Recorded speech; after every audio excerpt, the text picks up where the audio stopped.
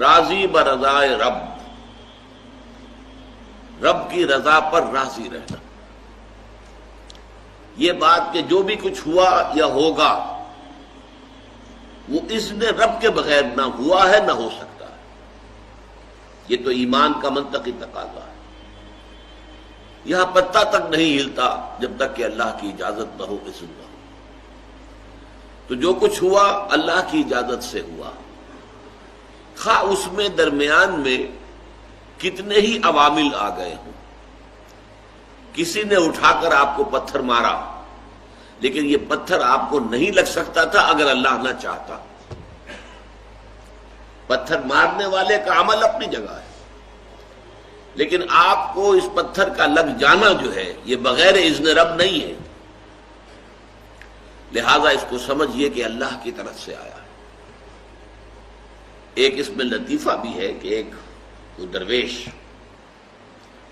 یہ کہتا ہوا جا رہا تھا ایک جذب کی کیفیت میں، جو رب کرے سو ہو، جو رب کرے سو ہو، جو رب کرے سو ہو. ایک شخص نے اٹھا کر اس کے سر پہ پتھر دے مارا. اس نے پلٹ کر دیکھا تو شخص نے کہا مجھے کیا دیکھتے ہو، جو رب کرے سو ہو. تو اس درویش نے جواب دیا کہ یہ پتھر مجھے تو رب کے مارے ہی لگا ہے، لیکن میں دیکھ یہ رہا تھا کہ بیچ میں منہ کس کا کالا ہو گیا، کس نے اپنے لیے جو ہے وہ عذاب اللہ کا کما لیا. ورنہ مجھے بہرحال یہ پتھر لگا ہے تو اس میں اذن رب شامل ہے. اچھا، اب جو شے اذن رب سے ہو رہی ہے، بندہ مومن کا اگر اپنا تعلق اللہ کے ساتھ مخلصانہ ہے، اس میں منافقت نہیں ہے، اس میں ریا نہیں ہے، اس میں دھوکہ نہیں ہے، اس میں فریب نہیں.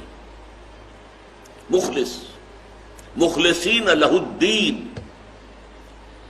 تو اللہ تعالیٰ کا تعلق بھی اس کے ساتھ ریسیپروکیٹ کرتا ہے. اللہ تعالیٰ انا عند ظن عبدی بی، حضور یہ اللہ کا قول ہے حدیث قدسی میں کہ میرا بندہ میرے بارے میں جو کچھ گمان کرتا ہے میں وہی سلوک اس کے ساتھ کرتا ہوں.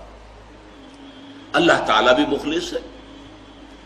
اللہ تعالیٰ کی مرضی کے بغیر کچھ نہیں ہو سکتا، تو یقیناً جو کچھ ہوا ہے اس میں میرے لیے خیر ہے.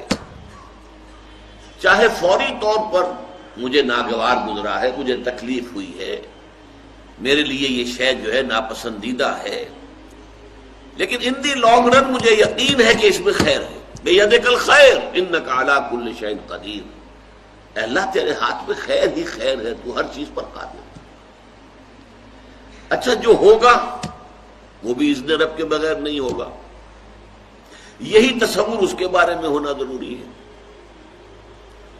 اسی کا نتیجہ یہ نکلتا ہے جس کو قرآن مجید بار بار کہتا ہے، بار بار کہتا ہے، بار بار کہتا ہے، لا خوف علیہم ولا هم یحزنون.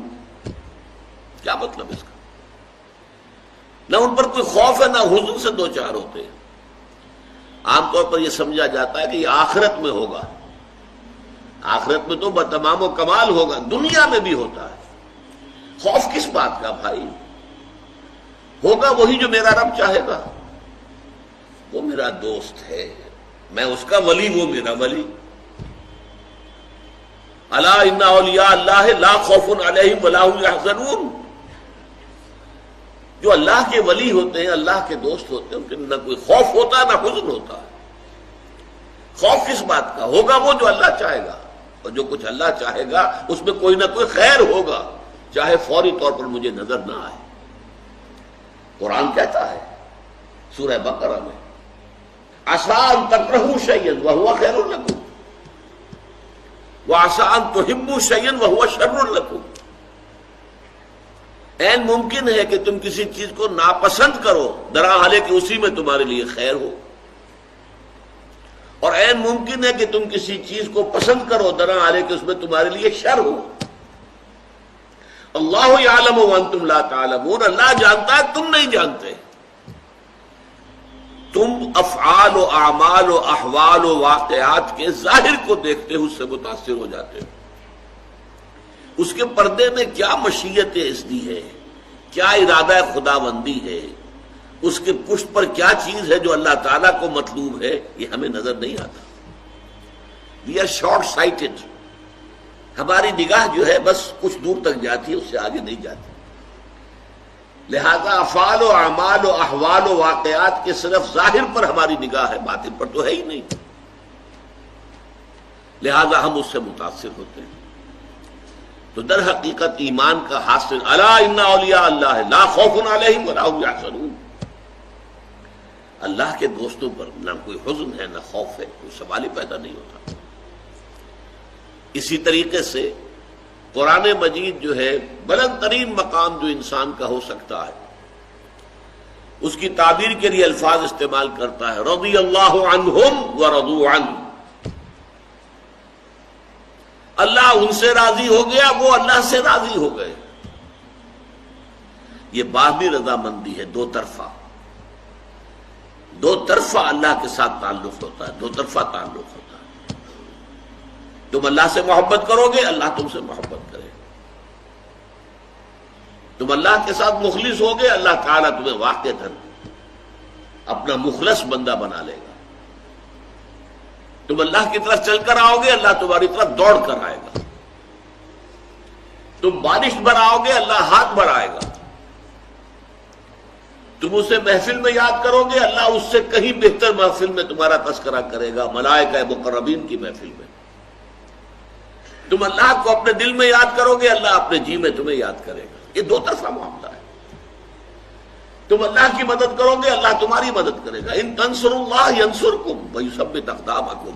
اگر تم اللہ کی مدد کرو گے، اللہ کی مدد سے مراد کیا؟ اللہ کے دین کی مدد، اس کی نصرت. اللہ تمہاری مدد کرے گا. یہ رضی اللہ عنہم ورضوا عنہ سورہ مائدہ میں بھی آ رہا ہے، سورہ توبہ میں، سورہ مجادلہ میں، سورہ بینہ میں 4 مرتبہ.